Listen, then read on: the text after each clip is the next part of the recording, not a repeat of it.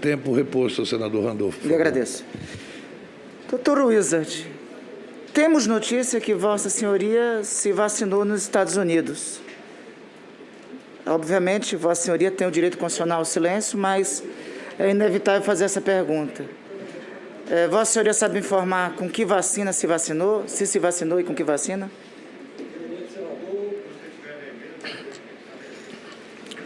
Eminente senador Randolph, respeitosamente, permaneço em silêncio. Eu iniciei com essa pergunta, senhor presidente, senhor presidente,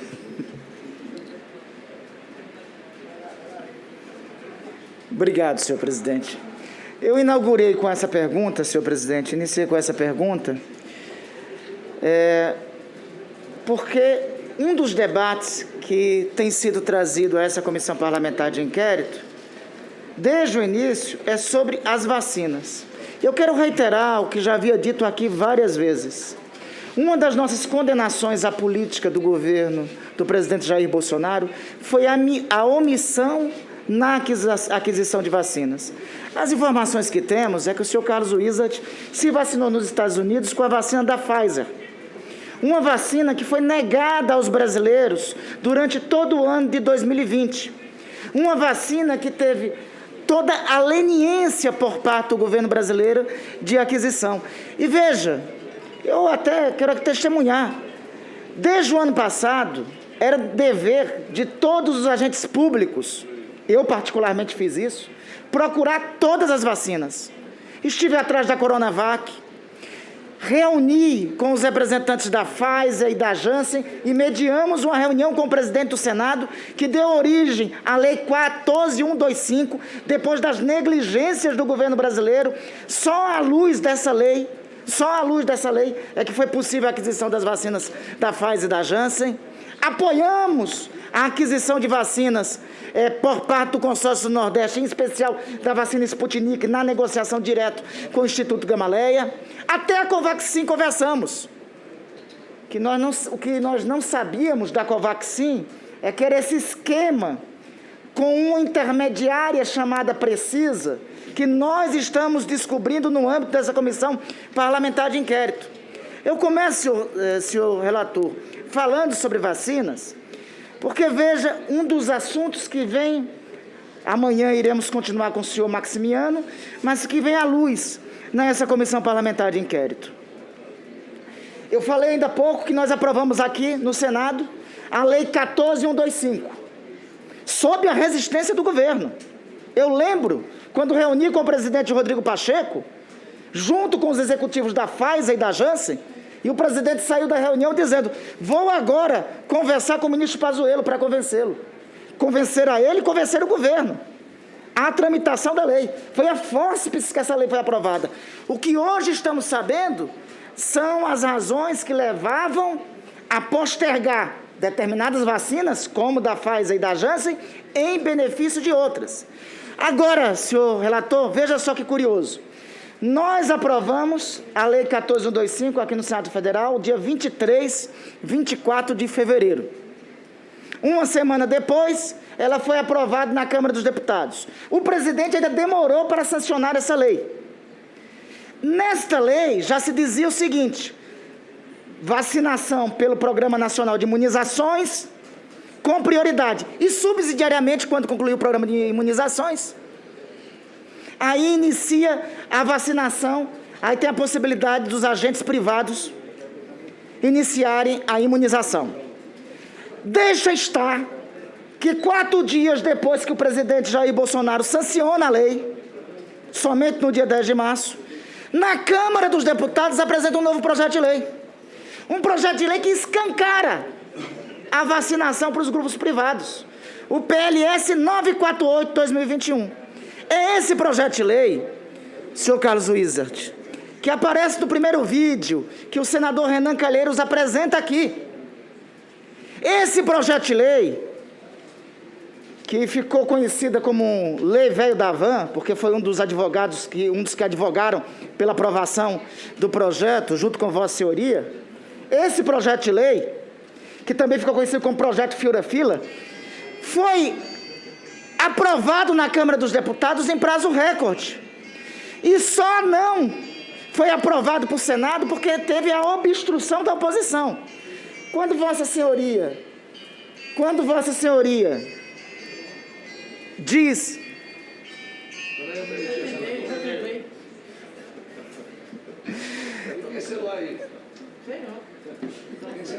Quando Vossa Senhoria, no primeiro vídeo apresentado aqui pelo senador Renan Calheiros, diz aqui que o Senado quer fazer CPI, mas não quer aprovar esse projeto, não quer aprovar, o Senado já tinha aprovado. Já tinha aprovado a lei que possibilitou a entrada da Pfizer e da Janssen no Brasil, que estava sendo obstruída. O Senado não queria aprovar esse outro projeto. Sabe por quê? Porque esse outro projeto favorecia as clínicas privadas de vacina e a vacinação por parte da iniciativa privada. Era o projeto Fura-Fila. Olha só, aí vou adentrar, senhor relator, o que nós descobrimos, senador Humberto Costa. No dia 31 de janeiro é firmado um contrato entre a Precisa e a Associação Brasileira de Indústria de Vacina. A Precisa anunciava o valor da vacina originalmente a $15. Nesse contrato, que seria validado por esse projeto de lei 948, que só não avançou porque foi obstacularizado aqui no Senado, olha só qual era o preço, senador Renan Calheiros.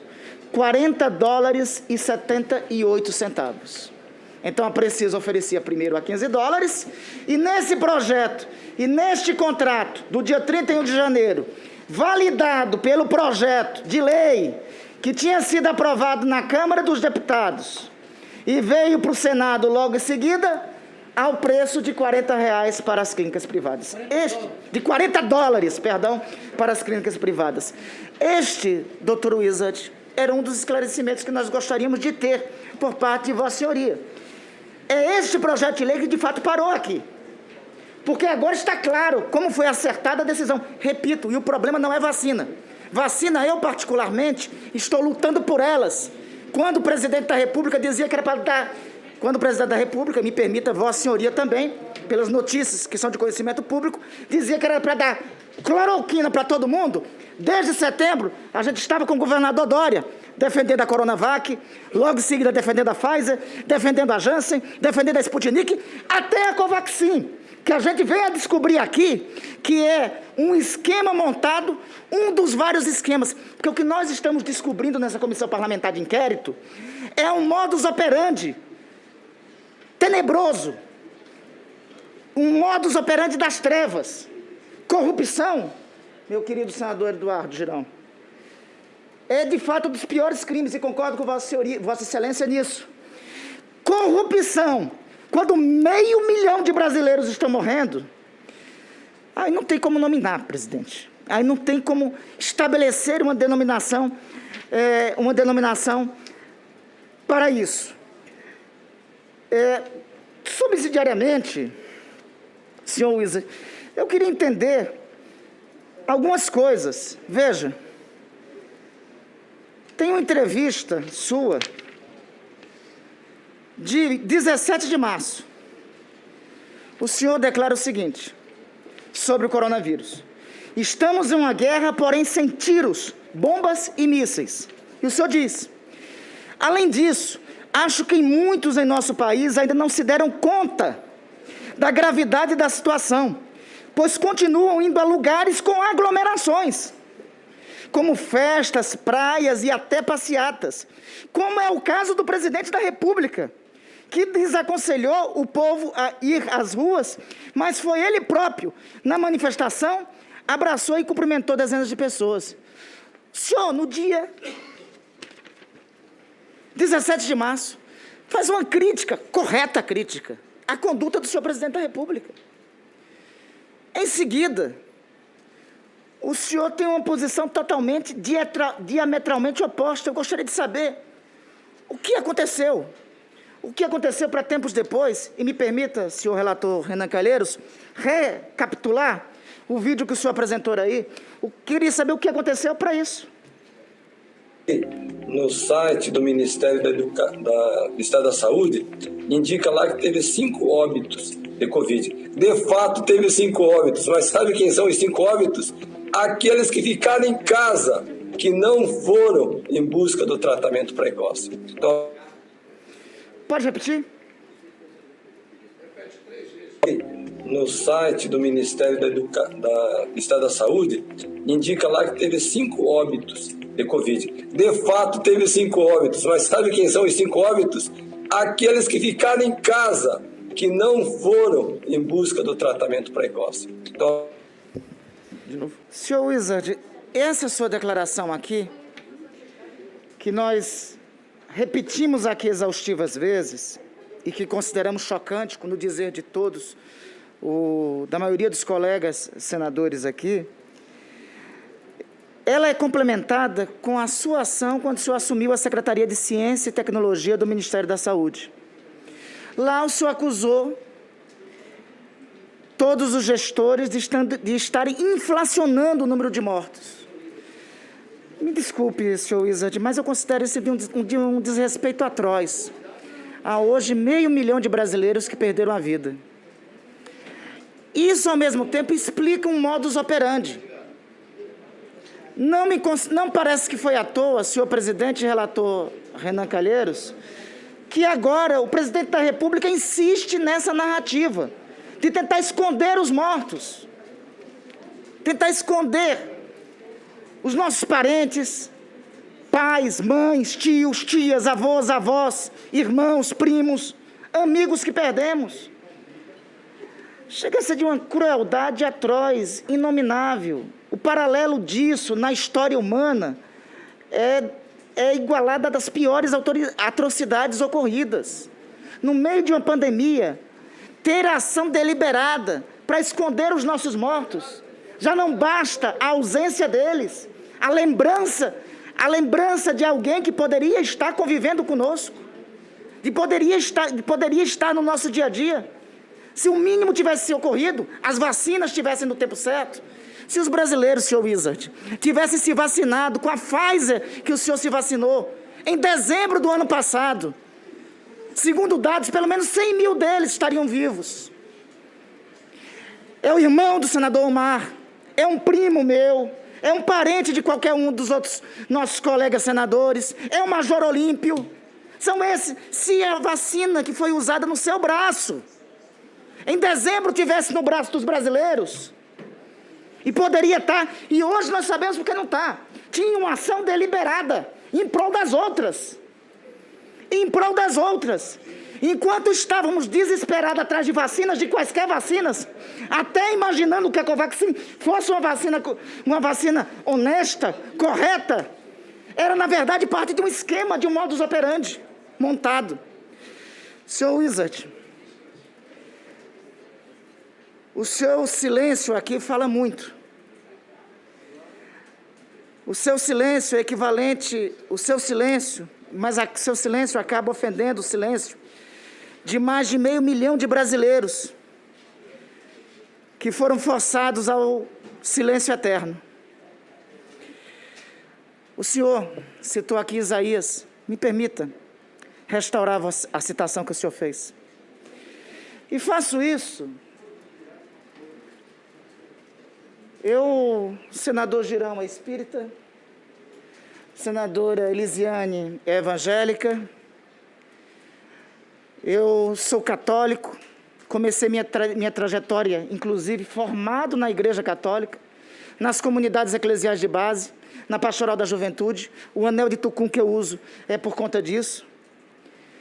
Eu aprendi também, e a palavra de Deus não é monopólio de ninguém. Aliás, senador Girão, é Mateus 7,15, que diz o seguinte: cuidado com os falsos profetas, eles vêm a vocês vestidos de peles de ovelhas, mas por dentro são lobos.